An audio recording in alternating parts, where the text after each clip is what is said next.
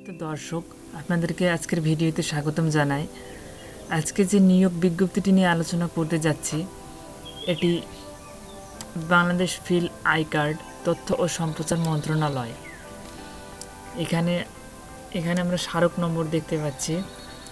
দেন এই আবেদনটা কিন্তু প্রকাশ পেয়েছে 18/4/2022 খ্রিস্টাব্দ, অর্থাৎ এই 18 তারিখ থেকে আপনি আবেদন করতে পারবেন।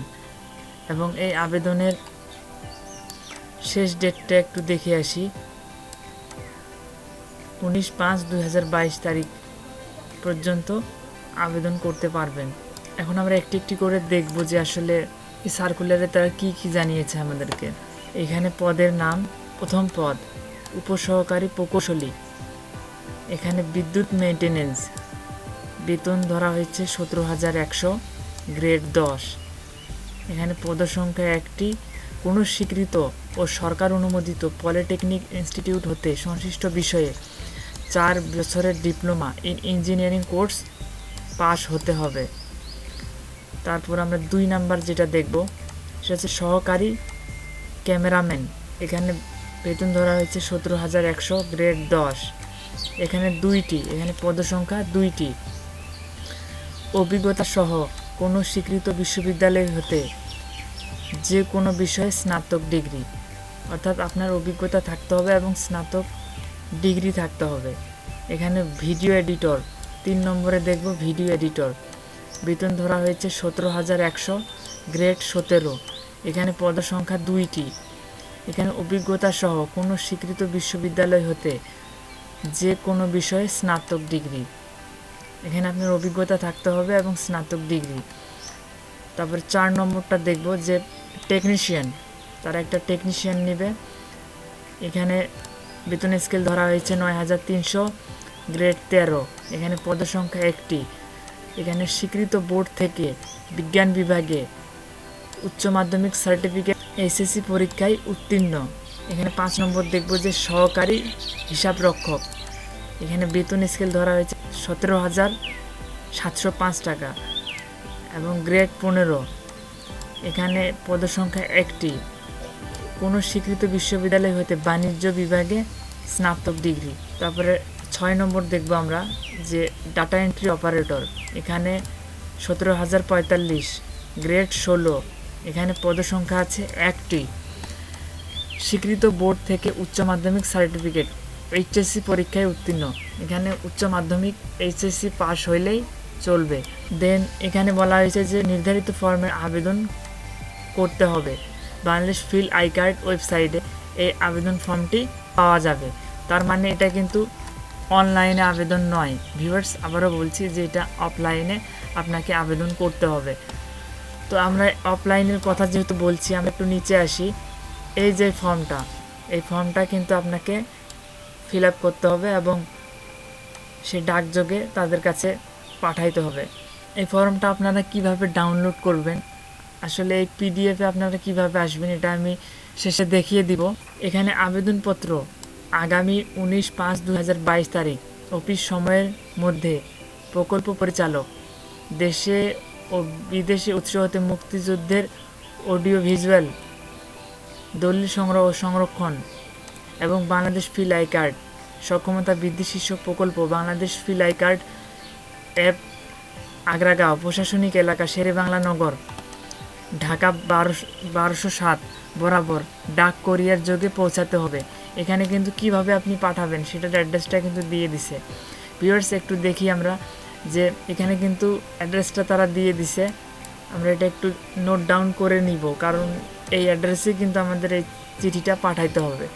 দেন এখানে তারিখের পর কোনো আবেদনপত্র গ্রহণ করা হবে না। তাহলে কোন তারিখের পর আবেদনপত্র গ্রহণ করা হবে না? এই 19/5/2022। দেন এখানে দেখব যে আবেদনপত্রের সাথে নিম্নলিখিত কাগজপত্রাদি সংযুক্ত করতে হবে। তাহলে প্রথম যে কাগজটা, আবেদনকারীর সদ্য তোলা, মানে আপনার বর্তমান 3 কপি পাসপোর্ট সাইজের সত্যায়িত রঙিন ছবি এবং শিক্ষাগত যোগ্যতার অভিজ্ঞতা সনদপত্রের সত্যায়িত অনুলিপি। এখানে জাতীয় পরিচয়পত্র অথবা জন্ম সনদপত্র।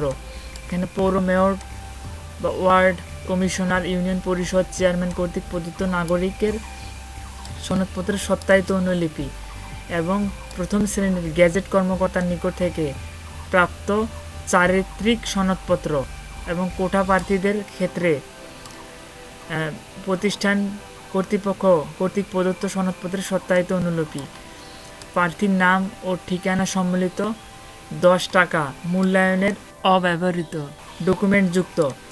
এখানে আপনার কিন্তু খামের সাইজ তারা কিন্তু দিয়ে দিছে 4.5 ইঞ্চি 9.5 ইঞ্চি সাইজের একটি ফেরত খাম। এখানে তারা কিন্তু খামের নাম এবং খামের সাইজটা তারা দিয়ে দিছে। তো এইভাবে কিন্তু আমাদের এই ফরম্যাটেই কিন্তু পাঠাইতে হবে তাদের কাছে। পদসমূহের নিয়োগ প্রকল্প মেয়াদ পর্যন্ত বলবৎ থাকবে। প্রার্থীর বয়স এখানে উপরে একটু স্ক্রল ডাউন করেছিলাম, একটু উপরে আসি। আমরা উপরে আসলে দেখবো যে এখানে কিন্তু প্রার্থীর বয়স উপরে ছিল না, কিন্তু এখানে নিচে দেখুন যে 19/5/2022 তারিখ প্রার্থীর বয়স 18 থেকে 30 বছরের মধ্যে হতে হবে। তবে বীর মুক্তিযোদ্ধার শহীদ মুক্তিযোদ্ধার কন্যা অথবা যদি প্রতিবন্ধী কোটা থাকে এগুলোর ক্ষেত্রে তারা সর্বোচ্চ 32 বছর করে থাকে বা দিয়ে থাকে। মুক্তিযোদ্ধা কোটা আবেদনের ক্ষেত্রে মুক্তিযুদ্ধ বিষয়ক মন্ত্রণালয় কর্তৃক প্রদত্ত সনদপত্রের সত্যায়িত অনুলিপি আবেদনপত্রের সাথে দাখিল করতে হবে। বয়স প্রমাণের জন্য কোনো এপিডোপিট গ্রহণযোগ্য নয়। এখানে বলা আছে বিভাগীয় প্রার্থীর ক্ষেত্রে বয়স শিথিলযোগ্য। আরও দেখব যে এখানে আবেদনপত্রের সাথে সকল প্রার্থীকে পরীক্ষার ফি বাবদ সকল পদের জন্য 100 টাকা মাত্র কোড নং এত ট্রেজারারি চালানের মাধ্যমে জমা দিয়ে মূল কপি আবেদনপত্রের সাথে সংযুক্ত করতে হবে। কোনো অবস্থাতেই ব্যাংক ড্রাফট পে অর্ডার গ্রহণযোগ্য হবে না। এখানে আপনার ট্রেজারারি চালানের মাধ্যমে জমা দিয়ে সেই মূল কপিটা কিন্তু আবেদনপত্রের সাথে সংযুক্ত করতে হবে। এখানে তারা কিন্তু কোড নাম্বার দিয়ে দিছে।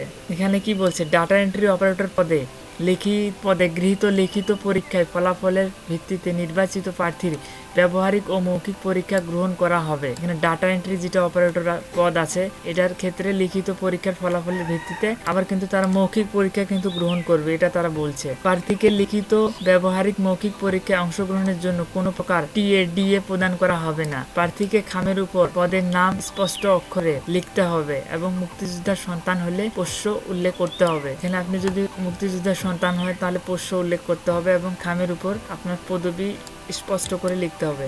দেন ত্রুটিপূর্ণ বা অসম্পূর্ণ এবং নির্ধারিত তারিখের পরে আবেদনপত্র কারণ দর্শানো ব্যতিরেকে বাতিল বলে গণ্য হবে। তো ভিউয়ার্স, এই ছিল মোটামুটি তাদের নিয়মাবলী। তো ভিডিওটা যদিও একটু বড় হচ্ছে, আমরা একটু ধৈর্য ধরে দেখার চেষ্টা করি। এই যে আমাদের সেই ফর্মটি, তো এই ফর্মের পর্যন্ত আমরা কিভাবে পৌঁছাবো, এর জন্য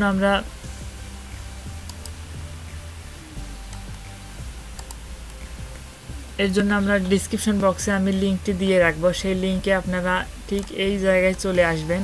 আসার পর দেখবেন যে নিয়োগ বিজ্ঞপ্তি নং 177, এখানে আমরা ক্লিক করব।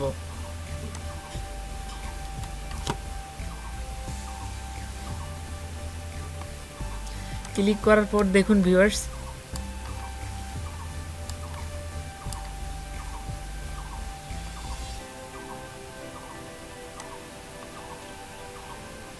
আমাদের কাছে সেই নিয়োগ বিজ্ঞপ্তিটি চলে আসছে। এই যে সেই ফর্মটি আমরা দেখব, যদি আর একটু স্ক্রল ডাউন করি তাহলে এই যে আমাদের কাছে সেই ফর্মটি চলে আসছে। তো এটা আমরা এখানে তীর একটি আইকন আছে, আমরা এখানে ক্লিক করে আমরা এটা ডাউনলোড করে নিব এবং এখানে আমরা ফাইলটা সেভ করে রাখব এবং যে কোনো সময় আমরা এটা প্রিন্ট করে এটা আমরা ব্যবহার করব। তো ভিউয়ার্স, ভিডিওটি যদি ভালো লাগে আপনারা আর অন্য কেউ শেয়ার করবেন। ভিউয়ার্স, আজ এই পর্যন্তই। সবাই ভালো থাকুন, সুস্থ থাকুন।